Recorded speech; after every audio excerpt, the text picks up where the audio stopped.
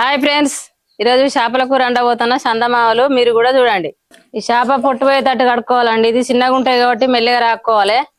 మెల్లగా రాక్కుంటే మంచిగా ఉంటాయి. ఇట్లా తలకాయలు తీసుకుంటేనే బాగుంటుంది.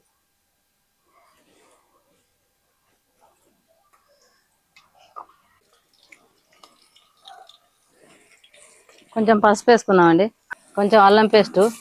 నేను అరకిలో చేపలు తీసుకున్నానండి. దానికి సరిపోయి అంతా చింతపులుసు పోసుకోవాలండి. ఒక 50 గ్రాముల చింతపండు నానేసుకున్నా. చారు మసాలా పెట్టుకోవాలండి. 2 చెంచాల కారపొడి తగినంత ఉప్పు వేసుకోవాలండి. ఇట్లా మసిలినాక వేసుకోవాలండి. ఇవి సూపర్ ఉన్నదండి. మా వీడియో నచ్చినట్టయితే లైక్ చేయండి, షేర్ చేయండి, కామెంట్ చేయండి, సబ్స్క్రైబ్ కూడా చేసుకోండి.